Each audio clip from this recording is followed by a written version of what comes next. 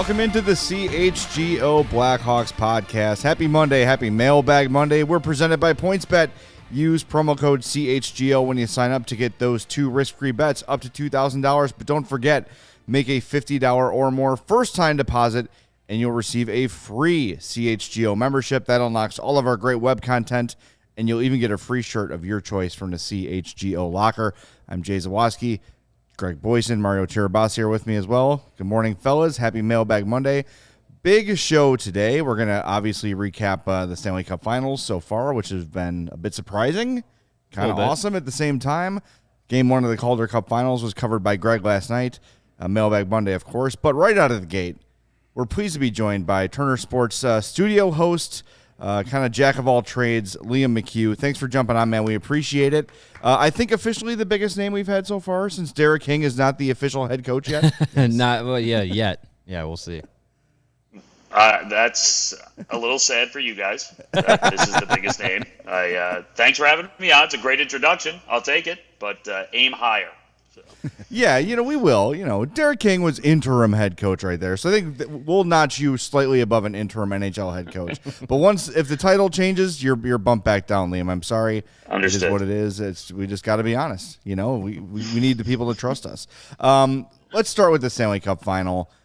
Can Colorado be stopped? They are just I've been so impressed with how hungry they look and how poised they look. They look like the team that has won back-to-back Stanley Cups. Yeah, I mean, listen, I picked Tampa Bay in 7, so that meant Colorado had to win 3 games. So, we're good there. We're good. We got 2 games for Colorado already. That's a good start. You're right, though. I mean, we know they're fast. We know they're athletic. And that's when they use that pace, they can give anyone problems. And Cale Makar is something we haven't seen before, not at this level, a D-man who you have to really rearrange your entire game plan around. That being said, I mean, this looks like a team that's facing elimination sometimes, Colorado. Like, they play with that sort of energy and that desperation. Tampa Bay has a way of changing things, right? Changing narratives. That's why they're back-to-back champs. It feels like they could get a win here, but it doesn't feel like they can get back in this series. It was so overwhelming. This is not being down a couple games to the Rangers and then down 2-0 in Game 3. This feels very different. It also feels different because Vasilevsky looked human, and we're used to him being Superman, right? And if he can't be basically prime Dominik Hasek out there, it feels like they can't steal a game. So I don't know. I'm extremely impressed with what Colorado has done. And it does feel in many ways, guys, like all the pressure kind of seeped off them. They got over that hump, and now they're ready to roll, and they're ready to start things here. And, this is their step, dethroning this team. It looks like they're on their way. Speaking of Andrei Vasilevsky, I mean, it's hard to argue he's the best goalie in the world for the last 5-6 seasons. What we saw in Game 2 was, I don't even have a word for it. Were you surprised John Cooper didn't rest him in that third period? I mean, I think that was kind of the goal. I know he said previously, I don't like to pull goalies, but maybe that was the time to do it.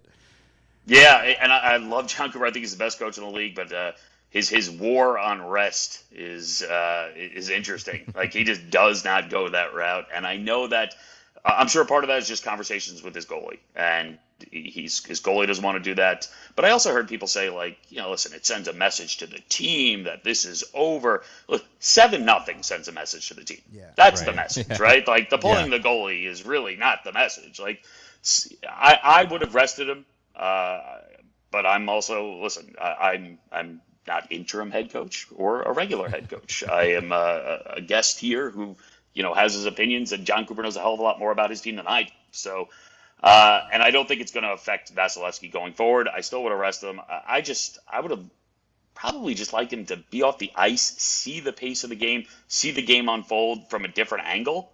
I kind of like that. I think it's worth any player who's having a horrible night to be able to do that. Take a step back and reset. It doesn't feel like there are answers there. Tampa Bay, I know they're usually strong defensively. They're very good at home. But then I look at the other side. Colorado doesn't lose on the road. So Vasilevsky, and the thing is, I went into this picking Game 7 and picking Tampa Bay in 7 because I thought the difference in net was massive. And it should be massive because Darcy Kemper is a nice goalie who has struggled at times during the playoffs. Mm-hmm. And Andrei Vasilevsky is, I think, one of the top 4 goalies of all time. So, I mean, you're never out of it with him, but I don't know. It didn't look like he had any answers the other night. It's hard to take advantage of that goalie difference when you don't get any shots on goal, or have the puck at all. Yeah, you're right. I mean, they didn't. It felt like a 60-minute power play. It really did. And every single time the Lightning got the puck, it was like, all right, dump it out, and boom, it was right back. Colorado had it, and they're coming in with speed, and the Lightning are just trying to catch their breath and recover. Now, it was overwhelming, and it is one game, and you could say, like, hey, well, we'll tear it up, we'll throw it out, but it leaves a mark. It definitely does. And I think you got to get off to a good start. You got to get your crowd into it. All the cliches out there, right? You got to get pucks on net. But the truth is, you have to. I mean, it's Darcy Kemper. You've got to get shots on him because there's a chance that Darcy Kemper is not going to be able to make these saves. He's shown some moments in this playoffs where he has looked really shaky. So I think you're in it to get a couple games here. I don't think you're in it to win it to this point, but who knows? I mean, I've been wrong about a lot of things. I already said Vasilevsky was going to be the difference and that they win in 7. I'm not feeling so good about those things. Well, I know the lead up throughout the playoffs, I think a lot of people were hoping to see a cup final like this where, you get Tampa and you get Colorado where, maybe the records don't indicate it, but what you watch on TV, what you see on the ice, these were 2 of the best teams in the league in both conferences, no matter what. And just speaking from like a broadcasting standpoint, like, is that something that someone in your position or in that broadcasting position that you're just pulling for not only the best match, are you pulling for the best matchup of teams, or are you pulling for the best matchup of storyline? Because if you had a team that upset the Lightning on the way to the Cup Final, you say, wow, they dethroned the defending champ, and now they're in this position, or is it more or less you just want to see the best hockey possible? Listen, I definitely want to see the most aesthetically pleasing hockey, which I think I was pumped when we got the Western Conference Final instead of the Eastern Conference Final, because I wanted to see a track meet, and it didn't play out quite the way I expected, because the way McDavid was playing at that point, I thought he could carry his team to a couple wins. But it was still, listen, 8-6 in Game 1. We got that track meet atmosphere, and that's what I want to see. But I also want to see storylines. I really do. And this is the best storyline because this is the team that for the past couple of years was anointed the next team. They were the favorite to win the Cup last year at the start of the season. They were the favorite when they entered the postseason. Then they entered the regular season this year. Same thing. Odds on the favorite. But I go back to Tampa Bay when in 2015 against the Blackhawks. It really felt like Tampa Bay was the next team, and they were playing the current team. And those timelines didn't align perfectly because it took Tampa Bay, obviously, a few years to get over the hump. They got swept by Columbus, and then since then they haven't lost in the playoffs. But it did feel very much like current versus next. This is current but still great at this time versus next and a little bit overdue. So the pressure is rising, and I think it's an even better storyline because you have a guy in Nathan McKinnon who exited the playoffs last year with that famous like I'm going into my 9th year and I haven't won bleep, right? Like he's hard on himself the way McDavid's hard on himself. He wants to be considered one of the greats of all time. He knows he has to win. Now he gets to do it against Tampa Bay. I don't know. I love that. I do root for that, and. I don't root for teams. I've said I literally hate everyone else's favorite team. That's how I keep it even. If you have a favorite team, I hate them. I just want good stories and compelling drama. Well, that leads us nicely to the Turner aspect of the conversation. We spent a lot of our time during and postseason talking about the new broadcast years with ESPN and Turner. And I think ESPN put a note out that the Stanley Cup Finals are up like 160% of viewership, something like that, yeah. And the Turner numbers were great too. And whenever we get in these conversations, everyone seemed to agree that you guys at Turner have the best thing going in terms of production. The studio show is really great. You're a guy who saw it go from NBC to Turner and ESPN. And look, I'm not asking to burn a bridge or anything, but what do you think the difference has been from the jump from NBC to Turner that has made it such a more appealing broadcast for the viewers?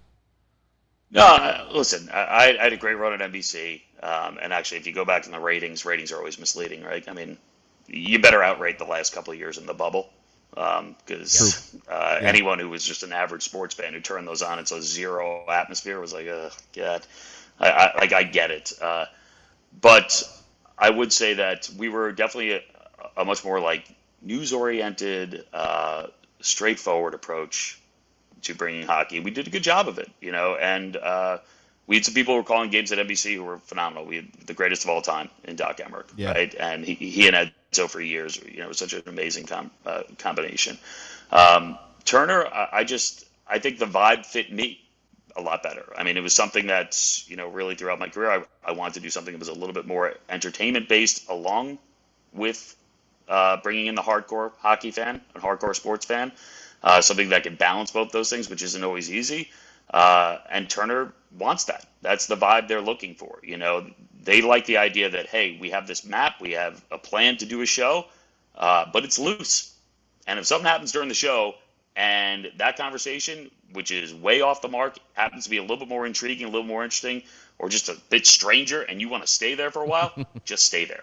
And they give you that freedom, which is cool. I love that. And with our show, that's like, we're off the rails a lot. I mean, I ask Biz like layup questions, or, I'm lobbing it up for a dunk, and I don't know where he's going with an answer, because Biz doesn't know where he's going until the words are like already out of his mouth. So it's a good idea. It's something everyone would love to do what the NBA does at Turner, right? Everyone sort of, hey, we'd love to capture that. They never put pressure on us to do that. They just said, hey, we wanted to see what the chemistry is like between you guys. And if the chemistry is good, try to bring your off-camera conversations on the camera as closely as possible. Probably don't curse as often. Again, Biz struggles with that on occasion, but it's authentic, right? And I think there it is. I mean, like, that's the cool thing about this show. Like, I think the best part is, we take hockey very seriously, take our job seriously, do not take ourselves seriously. Well, and to have that while also having the greatest player of all time, Wayne Gretzky, on the panel and buying into it, it's a special thing. And I think, right away when Gretzky came on, he was willing to chirp and be chirped. It changed the whole dynamic of the show.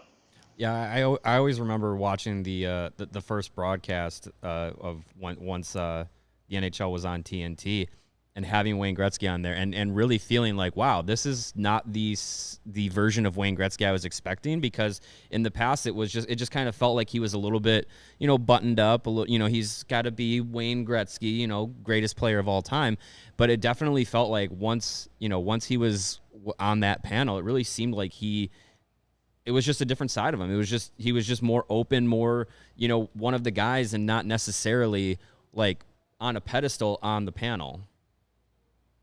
Yeah, I think that was the cool thing for me. I had, we done some like chemistry tests over the summer. Got on the set with guys and talked, and I didn't know Biz well, but like we kind of vibed immediately, and I knew he'd be great on live TV, and he's obviously exceptional at it. And Toc, I love, because there's a rawness to him, and there's still that coach, and there's still that guy who, as much as he loves like Trevor Zegras and the lob pass and the Michigan, he also knows like if Trevor Zegras came around the net while I was playing, like he should keep his head up. And I love that. Like, you were going to get both sides of that. And Anson and I had worked for years, and there was a trust and a chemistry there.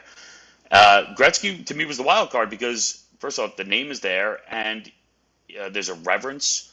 And I'd only met him once. We were on set together at a Stanley Cup Final, but, it's like the league walks in, and there are 5 handlers around, and Gretzky's there.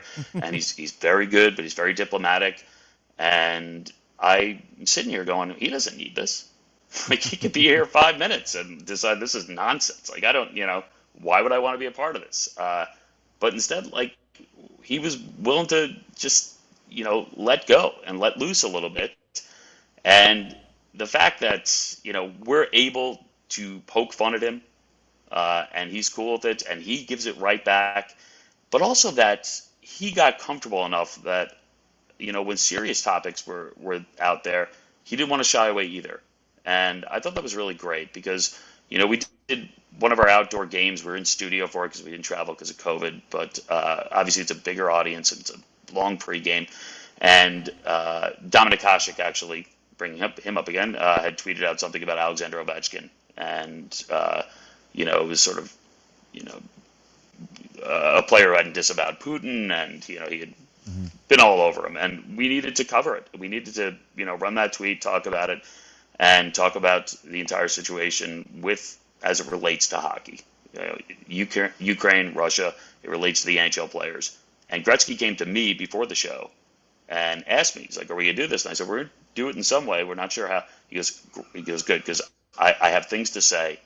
I want to say them. I feel that's really important. And I was surprised by that because, it's not why you get into the job.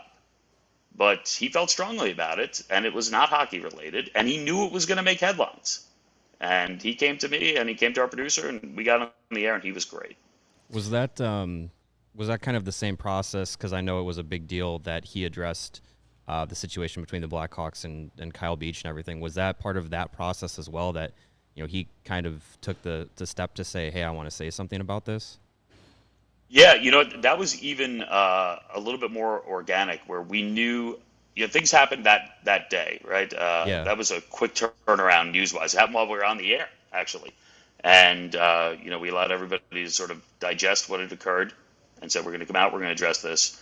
And he had not voiced that opinion to me until he did it on the air. And sometimes, and I think it's great, and I think it's something that Turner does really well, is in many ways, like, we're not over prepping for things. We want you to know the news behind something, but no one's looking for you to write something out and carve it up and edit it. These are former players. They're former coaches. You want them to speak from the heart. And on occasion, will it not be that eloquent? Yeah, that's just the way it works. But it's going to mean more if it's not something that's rehearsed and it's something that's honest and genuine.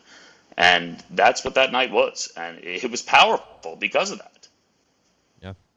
Yeah, fans can see through rehearsed opinions and scripted disagreements and things like that. And I think especially with Gretzky, that was sort of my, when the hire was made, it's like, of course, you're going to try to get Wayne Gretzky, the biggest name in the business, but is he actually going to say anything? And when those two specific items we just spoke about, he really stepped up, and that's a guy who doesn't have to do that. Like you said, he can just sit there quietly and opt out and nod along or shake his head or whatever. But I love Liam that he went to you and said, I have something to say. And that's something that hockey fans have not seen from Wayne Gretzky really ever. So I'm glad he's feeling empowered and even beyond empowered, almost like a duty to talk about these things as the ambassador of the game. That guy is the best player to ever do it, and his opinion matters. And when he has opinions, people listen. And I think he's starting to realize that. Yeah, it was a big moment for our group, and Gretzky wasn't in every week. At that point, he obviously had spurts where he was in a lot. And let's face it, when he got the job, the immediate comparison, since everything gets compared to the NBA show on TNT Inside the NBA, was that, they got their Barkley. And it's like, well, he's in no way Barkley. They're very different human beings, very different personalities. Nobody's Barkley. And no one's going to try to be Barkley. But you know what? Those guys on that show don't shy away from their opinions about things that are not basketball related. And I don't think it's our intention to go out of our way to bring up those things. We're not looking for that. I think does it relate to the game? Is it what people are talking about right now? Is it what we were talking about before we went on the air? Because if it is, why would we not talk about it when we're on there? And that's where this show has gone. I mean, and it goes from the serious to the silly. Like we had, the game I'm thinking of during the playoffs, they all sort of bleed together, was, it was the Tampa Bay game where there were like 3 reviews in one period, and it felt like it took like an hour and a half to play, and we were watching it. All we did was show reactions from the fans about reviews for like the entire intermission and like laugh at the people's faces because Yeah.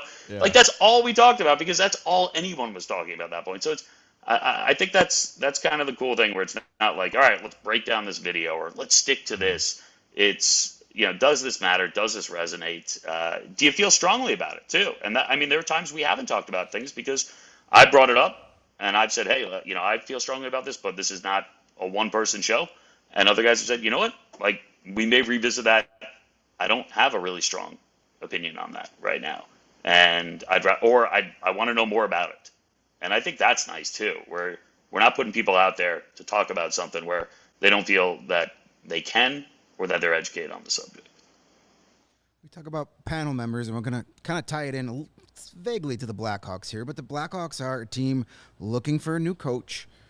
You got a guy on your panel, Rick Tocchet. His name pops up a lot in coach, not necessarily tied to the Blackhawks, but his name has been coming up a lot for any team looking for a coach.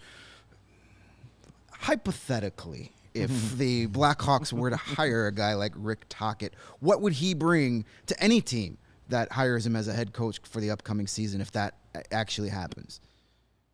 Well, I think he brings accountability, but not like iron-fisted accountability. Not this, and not necessarily like, hey, let's go to the media and tell everybody how accountable everyone's going to be. Just more behind the scenes, a day in, day out. We're here to work. We're here to get it done. But I also think he's a guy who understands the old game and the new players.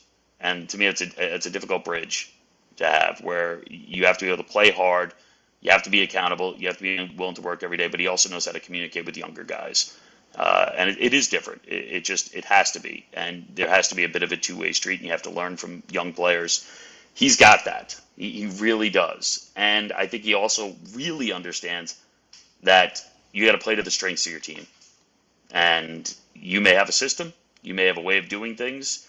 But you have got to find the best way for that individual team to win. And I think he's a great communicator. He's a person who has strong beliefs but is open to diverse ideas. And I think you have to be that guy in modern sports. And that being said, if you could delete all of this, because I don't want him to leave the panel, and I don't want people to think he's a good coach. So if you could only run the bite that Rick Tocchet shouldn't get a job and he should be back on TV, that'd be great. So Perfect. Well, if Rick takes a job, Jeremy Cowton's always available to join the panel for you guys. Yeah, you could bring him in. He can Thank do the you. math. Yeah, that'll be a lot of fun. We'll have his people call my people. He'll fit right in. Yeah. Before we let you go, I just kind of want to get your thought on the Hawks in general. Kyle Davidson takes over as GM, and the last 2 weeks basically we spent talking about are they not going to trade Alex DeBrincat. From a distance, what's your impression, Ben, of the Hawks in the post Stan Bowman era? It's been a bizarre, obviously, and at times very sad and very depressing year for the Blackhawks. Nailed it. For Yep. many reasons. Not to mention, I think if you do just focus on the ice right now, I think all of us kind of got fooled in the hype train that, you're bringing some names and you're getting guys back and like, hey, let's run, maybe we can make a run here. And I feel like I was definitely one of those people who fell in love with the idea of the Blackhawks this season. That obviously did not work. And I think I like the more upfront approach of like, this is a rebuild, and this is the way it's got to be. And it's just difficult because you're dealing with legends. You're dealing with no trade clauses. And this DeBrincat thing that I've been following too is just when you stare at it and you stare at a 24-year-old who's scoring 40 goals a season and you're thinking of trading him. And I get that the pieces you could get back are amazing, but they're question marks. He's not. He is a 24-year-old who is one of the elite goal scorers in the world. And my feeling is if you're going to rebuild, he'd be someone you'd want to rebuild around. So, not to mention, if I'm a Blackhawks fan and I want to come to the rink next year, I want to see DeBrincat because I want to see a guy who can score goals. I also think you're going to make Patrick Kane's life, and his decisions a lot different if you keep DeBrincat there. I don't know. I always like the known over the unknown. and it sounds like right now there's a ton of unknowns, and depending on who you read and who you believe, it sounds like the Brinket's halfway out the door.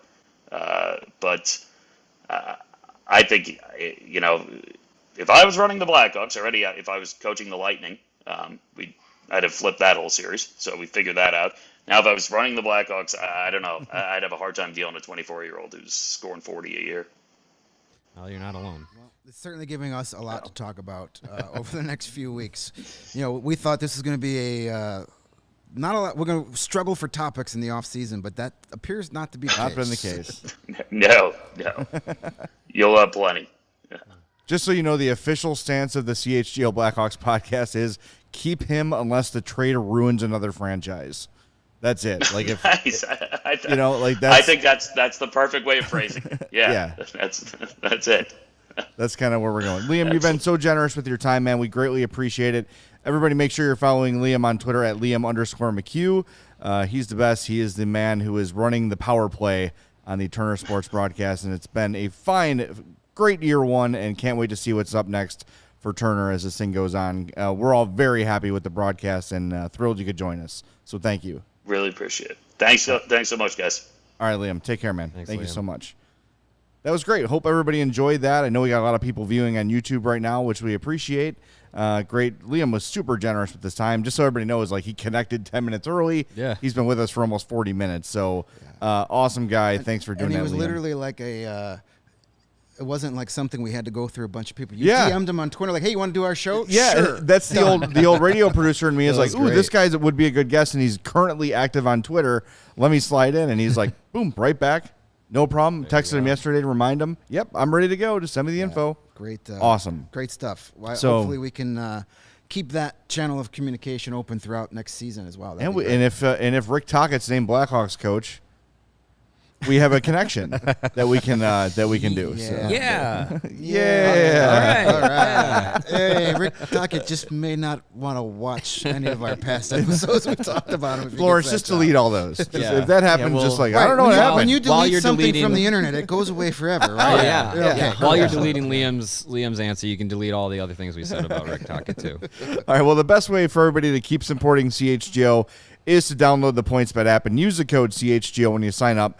Do that right now. You'll get 2 risk-free bets up to $2,000, but that's not all. Make a $50 or more first-time deposit, and you're going to get a free CHGO membership. What do you get with that? All of our great web content, a free T-shirt of your choice from the CHGO locker, access to our Discord channel, which has been really active during the Cup Final, will continue to be. So $2,000 in free bets, a free CHGO membership, a free T-shirt like mine from the CHGO locker, all for making a $50 or more first-time deposit at PointsBet. It's your home for live in-play betting, and it just got even better. See an edge in the game you're watching? Is your favorite team primed for a comeback? Don't just watch the game. Bet along with it live. More live betting, more live markets, and faster live cash outs. See why consumers say PointsBet has been the fastest with their live bets. Follow along with your bets from the moment they hit and stay in the live action all game long. And remember, you can download the PointsBet app right now and register your account from start to finish. Make sure when you do, you use that code CHGO. Look, I got a full screen. That is a nice full Perfect. screen. Beautiful. There's a nice hockey stick in there. That is beautiful. I really love it. Lawrence, good work putting It that is an together. old-looking hocky stick. Yeah, good. Yeah, I like that you found Well, Stan hold Mikita's on. grandfather's stick and put it on the screen. It's not even curved. very, very good. I did not create this. So once the game starts, don't just bet. Live your bet life with PointsBet. If you let me start this over. The PointsBet script has changed. I'm all thrown off by the graphics. I'm Yeah. too excited. I got to slow it down. He's trying to Wait, is place she- bets as he's reading at the same time. If It's very you hard. or someone you know has a gambling problem and wants help, call 1-800-GAMBLER for crisis counseling and referral services. Wait till you see my other full screen I have for PointsBet. Oh, wow. Do you have an Owen full Do you have screen? an Owen full screen? I do of- not. Do you have my face? By the way, these were superimposed. these on- were sent to me. I did not create these. Take the credit. We knew that. we were yeah. just trying to give you the, Well, no, the I don't know. unearned credit. You were making fun of the hockey stick, so I didn't want. I just want to make it known. It's We're not- trying to pump your I tires would've from when definitely- your contract is due, and you would've- need that big raise. Yeah, You know, true, See that? Look at that true. point spec graphic. Okay. All right. Well, we'll see if he's got an Owen graphic because we are also brought to you by Owen. OWYN, standing for Only What You Need. They've been jumping on and helping us out here at CHGO Sports, and they can help you out as a 100% plant-based protein shake. Gives you the nutrition that works just as hard as you do. All of Owen's products are free of artificial ingredients. They are allergen-friendly. They contain no gluten or dairy and are easily digestible. You may have heard about Owen from Chicago Bears quarterback Justin Fields, who follows a plant-based diet. And right now, Owen and CHGO are partnering up to give you an awesome offer. You can get 20% off of your first purchase at liveowen.com. All you got to do is use the code CHGO20. I myself try and cut out as much gluten and dairy as possible. That is sometimes easier said than done. But with Owen, it's a way to get the protein that I need because I am getting back into working out. And it's been working out pretty good for me. So get yourself some Owen, like myself and Justin Fields.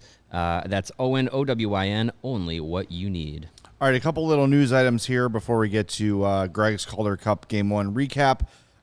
This is from Pierre Lebrun. The Dallas Stars and Peter DeBoer are working on a 4-year deal worth north of $4 million per season. Not signed yet, but that's where it's headed. So it looks like Pete DeBoer will be the new Dallas Stars coach.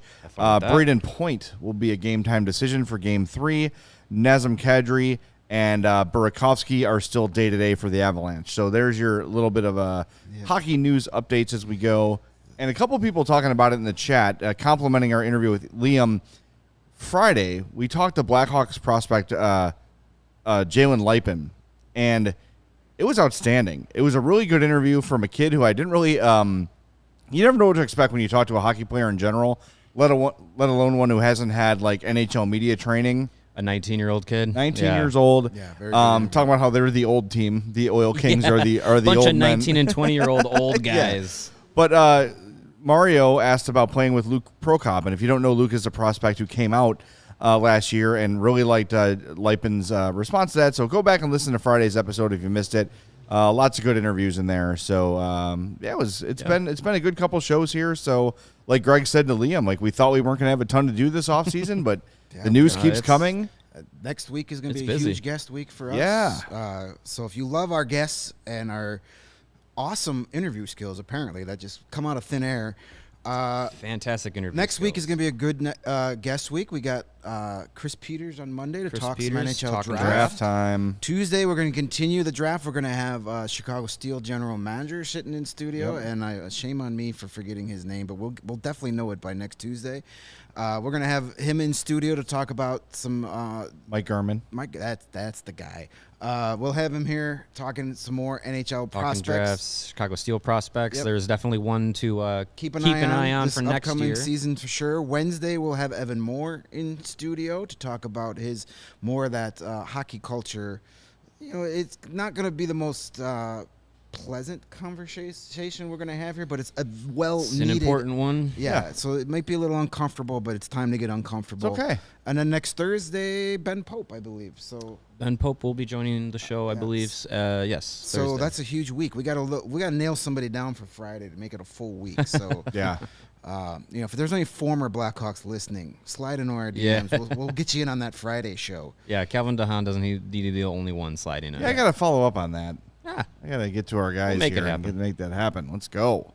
Let's get Cal on. Lots of good Make it stuff happen. coming up, though. And then our draft coverage, we don't want to reveal too much, but it's going to be good. There's It's gonna nowhere be- else you need to be draft no, night than seriously, nobody in this city, nobody outside of the NHL itself is going to cover the NHL draft like we're going to do here. So if you're a big draft person, these next couple weeks are for you. So tune in every day. July 7th and 8th. Going to be good. All right, Greg, last night you went out to Rosemont to watch the Wolves The Mont of Roses. and yes. Springfield in Game 1 of the Calder Cup Finals, and kind of didn't really go the Wolves' way last night. You want to recap it for us? I know. Also, go to allchgo.com to read Greg's recap. It's available there right now, and it's great. I read it last night. So, yeah, paint a picture for us, my friend. It was quite the game. Entertaining, very evenly matched squads here. These two teams, as I wrote in the preview, are built very similar. The Wolves have always said, yeah, sure, we'll develop your prospects, but we want to win a Calder Cup every year, so we're going to bring in these AHL veterans, NHL veterans, and they've got a roster full of that. But you look at the Springfield Thunderbirds, and they got that same type of roster. I mean, they've got James Neal. That James Neal is playing in the Calder Cup Final in Rosemont. You can come check him out tonight in Game 2. Get some tickets. It's going to be a great game. But this game started off, usually in a playoff series, a 7-game series, that first period of Game 1 is kind of like nobody wants to make a mistake. Let's see what these other guys got. Nope. Opening draw, up and down the ice, back and forth chances. Wolves had a 2-1. We're down 2-1, scored 2 goals in 17 seconds. That's a big thing for Chicago hockey teams. We've heard that before. They go up 3-2. They go up 4-2 in the opening minute of the third period, but quickly give that goal back in the following shift, allow a goal with less than 2 minutes to play to tie the game, and then Springfield's third straight goal from a defenseman, a young defenseman named Matthew Kessel, no relation to Phil or Amanda. I looked it up. He scored his first professional goal about 5 minutes in the overtime to win the game. Springfield steals Game 1, a game they were down 2 goals on the road in the third period against one of the best teams, well, the best regular season AHL team, and they steal that first game. So this is a series that's probably going to go to distance. If you can't go to Game 2 tonight, Game 6 and 7 will be back in Chicago, Rosemont. If necessary. I think at least Game 6 will be necessary. If not both of those, and that's a week from Wednesday, tomorrow and Wednesday. So maybe jump on those tickets ahead of time. I think those games will be played.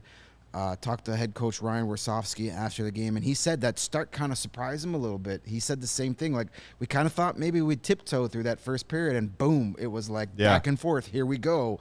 And he says it's more, and Wolves captain Andrew Podorowski said it's more of the Wolves having to play their own game than what Springfield is doing. So they're a confident bunch. They've got both teams have really good goaltending. Both teams have veteran players, have some nice young players. It's going to be a really good series. So if you're looking for something to do on this Monday night, I would recommend heading out to the Allstate Arena and checking out, championship final series. The two best teams in the AHL going head-to-head. It was a really good game. Even as if I was just watching that game as a fan, I would have had a great time because it was a really good game. Yeah, if going to the game's not an option, AHL TV, I think you can buy just a series at this point. I think there's probably a discounted price. You can probably just get the rest of the games for a couple bucks. Yeah, so jump on that. It's always good hockey. And we like to support our friends at the Wolves because they've been good for a long time. Yeah. I saw a bus ad that said, some teams rebuild, we re-win. Re-win? I think it said re-win, something like that. Repeat? I could probably do better, but that's fine. But we get the message. Yes. That's all part of Lawrence's, MO. He's got graphics buildings and the slogan creation. It's I liked it. It was a nice little shot at the Hawks. They were always good at that back in the day. Yeah, they come see winning hockey in Chicago. When we talked about it a little bit when the Wolves and the Ice Hogs played each other, there's some pettiness between those two franchises. Like the Wolves refuse to call it the BMO Harris Center in their little media guides. They still call it the Metro Center. The Wolves always make sure, or the Ice Hogs always make sure in pregame introductions, here are the Chicago Wolves from Rosemont. There's some pettiness between the two organizations, which is fun. That's good. That's good stuff. I remember going to see the Wolves win a Game 7 Calder Cup Finals in 1990 something or other. I think 98. Wendell Young, I believe, was Steve involved. Malte. That might have even been the IHL. Still, I mean, that it might might have have been been. Turner Cup Finals. You know what? I think it was the Turner Cup. That's a good call. Because they won their first title within 2 or 3 years of existence. And I was there. Yeah. At the Rosemont Horizon or there. whatever. They started that tradition earlier. That first Wolves team, I still have an autographed hat, the entire inaugural team. And they had both Brian Noonan and Al Secord on that inaugural team. Rob Brown, if I'm not mistaken. That sounds right. He was I don't know if he was on that first team, but he definitely played there. Yeah. They had Chelios. Chelios played for a while. Played Eager, Sopel played there. Yeah. Yep. Ray LeBlanc played goal for them. There's a blast from the past. There you go. Olympian Ray LeBlanc. Nice. All right, shall we empty our bursting sacks Well, now. of mail? Yikes. What did you guys think I meant? Our You guys are. bursting mail That sacks. is immature from you two. I expect more. Oh, well, there we go. Now, Is that now we're Patrick talking about Kane the graphic delivering the mail? creation. There we go. Oh, Lord and Lord. All right, I want to Mailbag address the first question I want Lawrence, to you answer. need to take credit for this one. No, I'm going to give this one to Joey. This is all Joey. Joey's our There we Photoshop go. wizard. Yeah, That's fantastic. It is Patrick Kane in a postal man's outfit delivering the mail to a CHGO Blackhawks mailbox. It's Patrick McFeely. beautiful. Beautiful. It's beautiful. All right, so the first mailbag question I want to get to is actually in the chat from Surfin Duck DB. I don't know. Yeah. I'm making the best out of it. Just to address it, is there anything to the rumor that Duncan Keith could retire? The idea was being floated a couple days ago, but it didn't seem to be substantiated.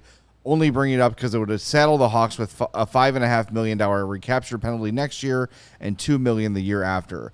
That, from what I understand, as of last week, is on the table. Duncan Keith is taking the next few weeks to kind of consider his future. He's got 1 year left on his contract. They like him in Edmonton. They want him in Edmonton, but also would understand if he's done playing. Yes, the Hawks would be hit with those penalties, which it's really stupid.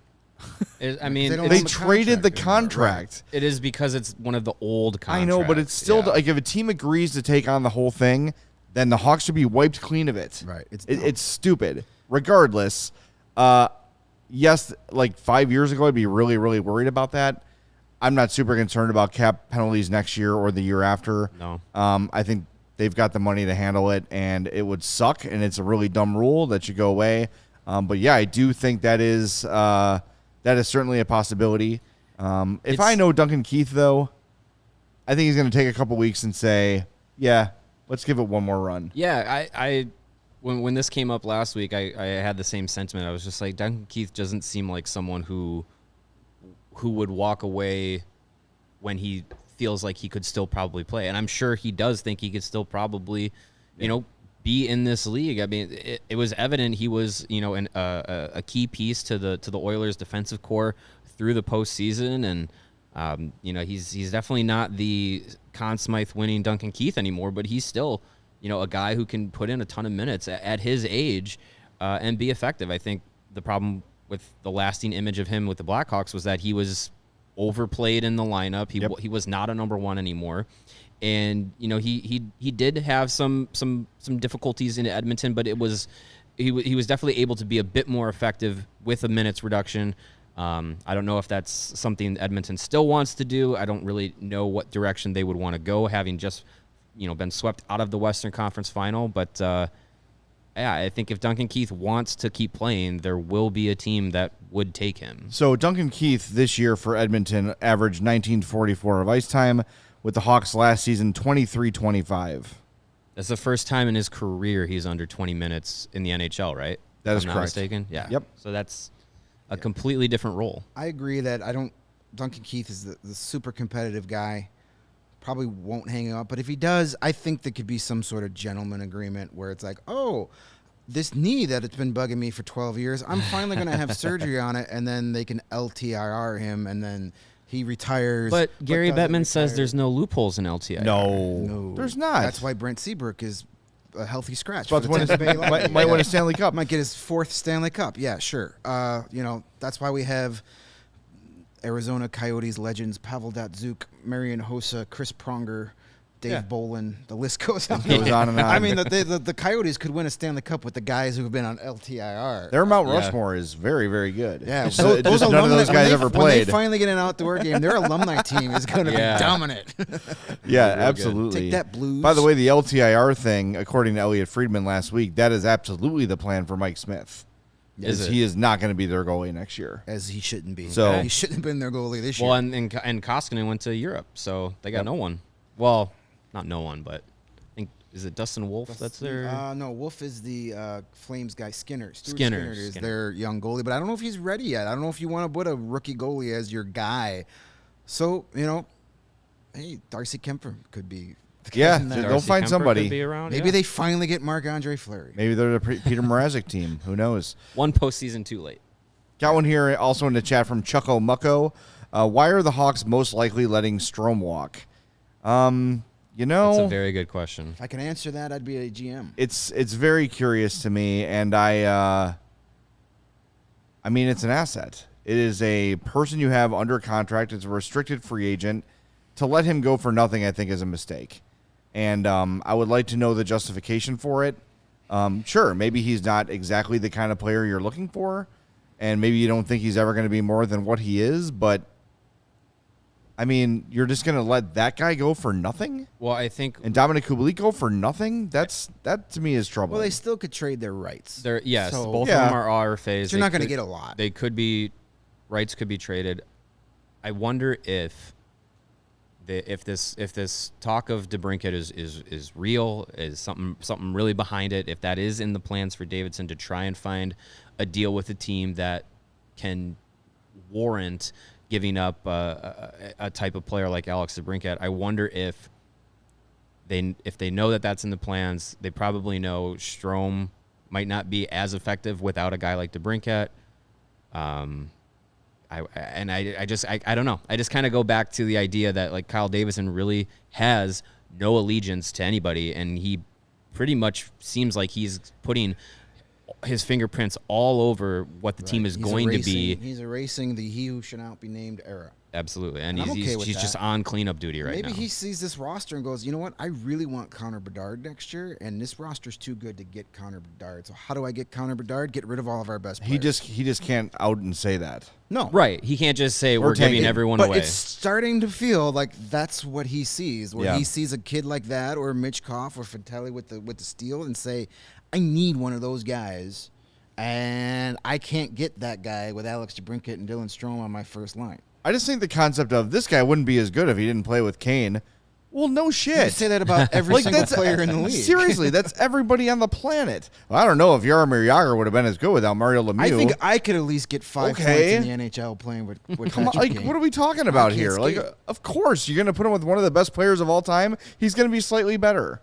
Now, he was not good enough without him, and that is valid. But just like, I just think letting him go for nothing is a mistake. But look, if he thinks that, my fear is, okay, you tank, and you give yourself an 18% chance at the number 1 overall pick. 18% is not 100. Last time I checked.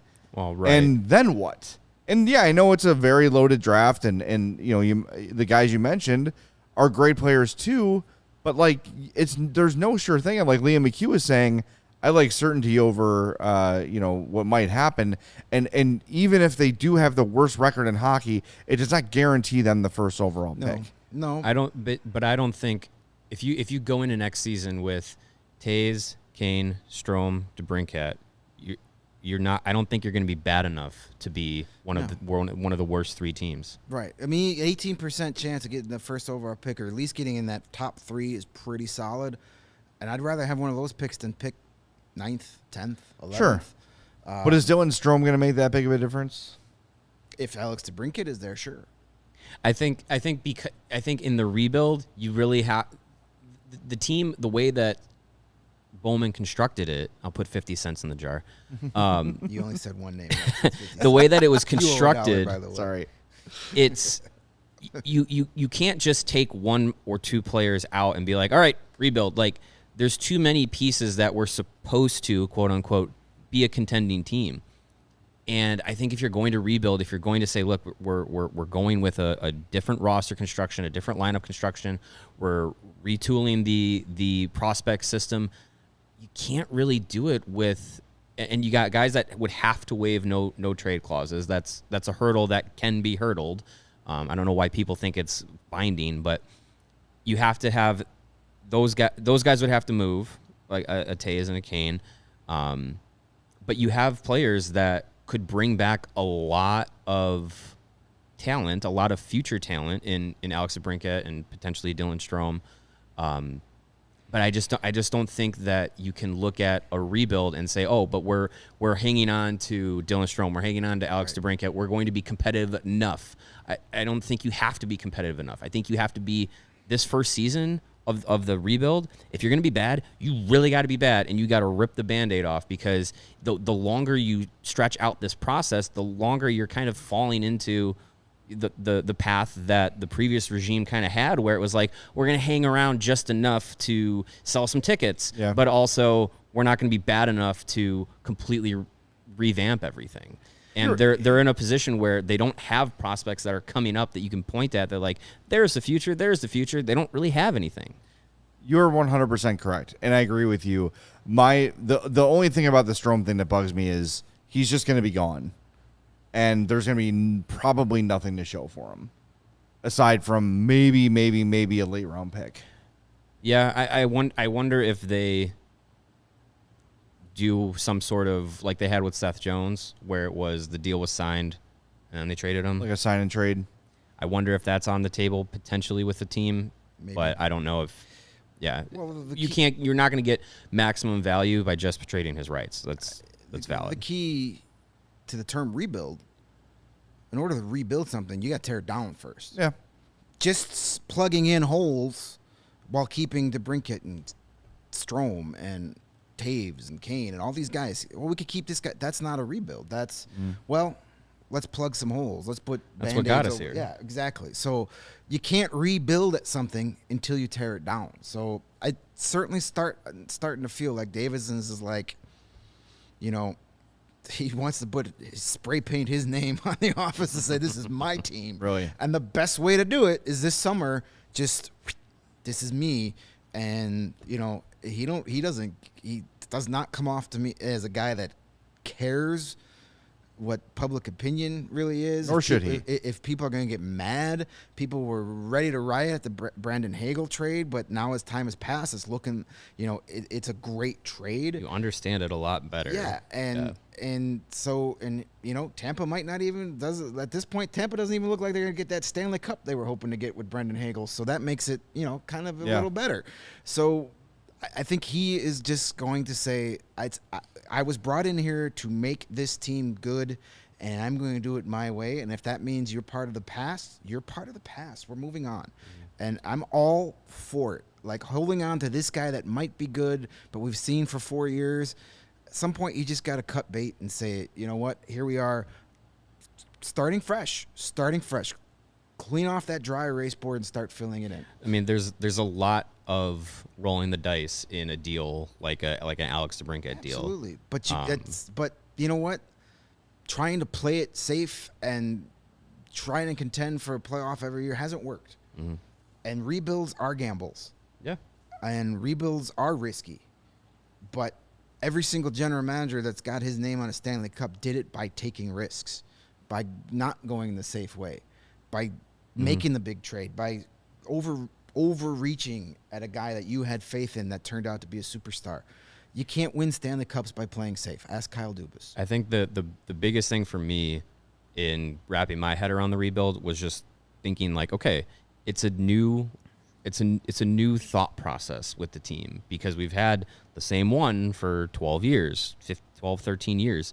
And in the last few seasons, it was getting us nowhere. So, you know, getting the organization nowhere. So I think having Davidson come in and look at it with a completely different mindset, I can get on board with that, knowing that it's going to be a different way that the team can be handled and a roster can be built and, you know, scouting can be done and different things like that.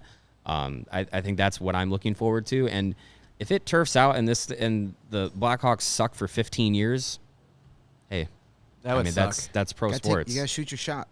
That would suck. That would suck. Yes. And you know what doesn't suck, though?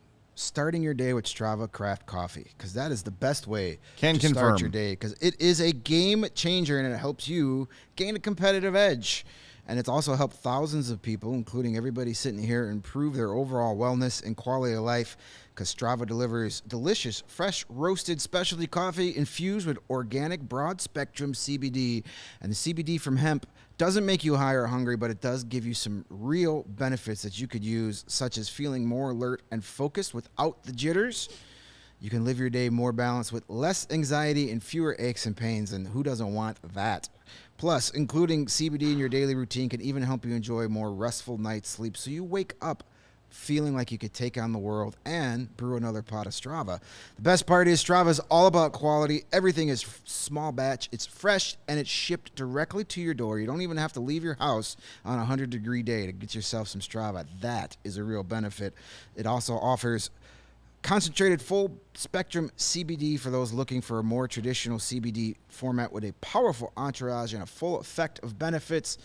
And the best part is CHGO listeners can save 25% off their entire order by using the promo code CHGO25 at checkout. That's 25% off your purchase at StravaCraftCoffee.com, STRAVA, craftcoffee.com. When you use that promo code CHGO25, and if you're already a big fan of Strava, you should be joining the Strava Coffee Club, where you can subscribe and save. You order all your favorite coffees. They got a bunch of different flavors and a wide variety of CBD concentration. Depending on what you're looking for, you can get it in whole bean, ground, K-cups. Doesn't matter. They got it for you. You tell them what you want. You tell them when you want it and where you want it sent to, and they take care of the rest. It doesn't get any easier. Check out our friends at Strava Craft Coffee. Got an email here from Hank. If you want to email us, blackhawks@allchgo.com. Has there been any buzz about Kane being moved, and what would a potential return look like? We discussed that a few times. He would have to approve any sort of trade. It's also safe to assume the Hawks would probably have to eat half the contract to make a trade, palatable for a team looking to take him on, because it's going to be a contender, and no one's got $10.5 million in cap space if they're a contender. So you can get him down to that 5+. It's a lot more palatable. But I think if you're trading Patrick Kane, you're getting at least a first, at least several prospects. It would be a big return. Similar to DeBrincat, I would say, in return, because you're taking half of his salary back. Right. And some team is going to get Patrick Kane at a huge discount. And it's not going to be Buffalo. Right, exactly. So, Yeah. Another one here from Will. He says, the recent video of Connor McDavid walking drunk down the street kind of reminded me of Patrick Kane's early career struggles off the ice. Do you think Kane should or did reach out to McDavid to offer some advice? Nope. No. I don't think he did, and probably shouldn't. I don't think that we need to, these are human. Connor McDavid's allowed to go out and get drunk. Yeah. The dude just went through a long playoff series. He's carried his team on his back for years. Let the dude blow off some steam without it becoming an international incident. He didn't do anything wrong, as far as we know, at this point. So, no, let him go. Why not? He's walking. He didn't get into a car and drive away. You know what I mean? He's out drinking. It's summer. Go nuts, man. Live your life. He's a guy in his young 20s going out and having a good time after a long day of work. Oh, no. Yep. Go for it. And, yes, he has seemed to have made strides, but I don't think Patrick Kane is the guy you need to be taking life lessons from. I mean, he maybe could tell you, hey. He's maybe matured a little bit now, but yeah. It's none of his business anyway. That whole thing was blown out of proportion, because that's what happens when everybody has a video camera in their pocket these days. Connor McDavid's way too serious. He's serious and he's boring. Yeah, and then he goes has fun. How dare Connor McDavid go have fun? Yeah, so you can't win for losing. So, whatever. All right, this one comes from Gregory on Twitter. If we trade DeBrincat for the second overall pick plus, who are the Hawks drafting, Slafkovsky or Logan Cooley? I'm going for Cooley because he has a better name. Cooley. Yeah, I would go for Logan Cooley as well, but, I mean, it's interesting. Shane, we were talking about this earlier. Shane Wright may be available at number 2. It's not a slam dunk, but I don't know. I have a hard time thinking the Canadians don't take him and make him their next poster boy. Who's the best player that speaks French? That's where we would know who would be available. Out of those 3, probably Shane Wright. Shane Wright speak French. I love Slafkovsky. He's a great player. He's proven that he could play with men. He's been really good in the Slovakian professional league. Yes, it's not the NHL. It's not even the AHL. But when you're a teenager and you can go to the Olympics and score goals and be one of the best players in the tournament against guys who have been playing the game professionally for over a decade, you're a special talent. He's got size. I love Logan Cooley, too. Those are listen, you can't go wrong with either one of those guys, but Slafkovsky's the guy I would take. I just think he's got that mix of old school, new school type of player. He's got the speed, he's got the skill, but he's also got that size, and that rare combination of size and speed is so key to this era of hockey, and he can bring you both. Have him and Doc play together for the next 10 years if Doc pans out? Sure. I mean, who's going to center him? Damn. Lucas Reichel? Ice cold. Maybe? I will. You got it. There you go. Just go stand in front. I'm going to throw it at net. One of you two big guys knock it home. There you go. All right, we got one more. This one's very, very serious. Furious George on Twitter. How late is too late to mow the lawn, and what's too early? I've been thinking about this question since I saw it, and I think I've agreed. If we're talking a weekday, 8 to 8 8 to 8. is your window to cut. Weekends, 9 to 9. Okay. Let people sleep in a little bit, but you're allowed to cut a little bit later in the evening. So this was me on, I think it was Friday night, may have been Thursday night, can't remember. I believe it was a weekday night. It was about 10 to 9, and my neighbor was cutting their lawn. And my daughter's bedtime is between 7 and 7:30. She's 8 months old today. Yeah, if you're mowing your lawn outside her window at 8:45 and she wakes up, I may have some words for you across the street there. I think there should be some neighborly knowledge as well. Like, oh, they have a newborn. Mm-hmm. Let's cut the lawn a little earlier if we can. Yeah. You know, like Yeah, I think I would say neighbors should so. have that sort of consideration. But I think that whole thing has just gone completely out the window societally. You actually have to actually talk to your neighbors Right. to learn. People have things to about them. I have to think about someone other than me for a minute. Nah, I'm not Yeah, interested in that's that. tough to do I don't sometimes. have an opinion on the mowing the lawn question because my neighbor owns a wonderful landscaping company, and I just send him a check across the street every month for him to do it for me. So Oh, it there you go. gets mowed whenever he shows up. That's great. I would say 9 to 7 is my window of acceptance 7? right now. Okay. Obviously that'll change when she can sleep through the night a little bit more easily. Yeah, as she grows I up. would be hesitant to cut as early as 8, just because for the same a lot of people are still sleeping, but if you're in a jam, I think it's borderline acceptable. Yeah. Like in a jam, the 8 Yeah, the hours work. rain's coming. You just got to get it done. Right. You're Yeah, going to and work. obviously not everyone is You got your second- continuing to work from home or on flexible schedules and stuff. So I get it. You get home, it's already 6 o'clock. You got to have dinner. The lawn's got to get cut before tomorrow for some reason. I get it. But yeah, I mean, it was. I don't know. It is. I was just angry tweeting, I guess. As someone who went through having a small child that was not the best sleeper, a baby, if you will, I get it. Yeah. But, Chuckamucko says get a white noise machine. I assume you have one of those. Do you? Do you have one of those? Mario? Just run a lawnmower in her room. Just start we one up. We have the white noise machine, and that covers a lot of ambient sound. But yeah, this lawnmower was going pretty hard at 10 to 9. That's too late. My only lawnmower issue is my other neighbor. They must know when we record our remote shows on Thursdays. 'Cause we're separated by a driveway, but there's a small patch of grass between the house and the driveway that is technically theirs. And then I record in the basement, and there's a window right there. And it seems that as soon as we go live for our Throwback Thursday remote shows, somebody's right outside that window with their little weed whacker. It's If you ever hear it on the podcast, yeah, that's what it that's is. it. what it's coming from. Hey, that's the fun of live. All right, let's wrap this up. It was a great show. Thanks to Liam McHugh for joining us. Remember, tomorrow is Top Shelf Tuesday, Most Hated Players Edition. Tomorrow's going to be fun. Put on your hatred hat and join us. In memory of Corey Perry kneeling on people's ankles. What a pud. I forgot how much I hated that guy. Thanks for reminding me, Corey. Appreciate that. So your most hated players, bring it tomorrow. Can't wait to hear from you. We'll talk to you live from our West Loop studios at 11. Thanks to Lawrence for joining us. A reminder, we're presented by PointsBet. Use promo code CHGO when you get two risk-free bets up to $2,000 at PointsBet. We'll talk to you on Tuesday at 11 a.m.